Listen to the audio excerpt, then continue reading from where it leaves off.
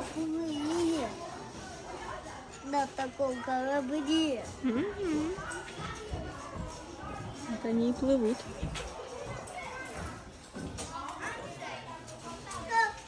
Тусят.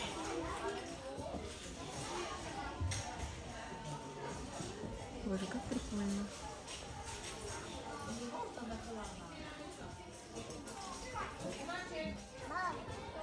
И тут туса.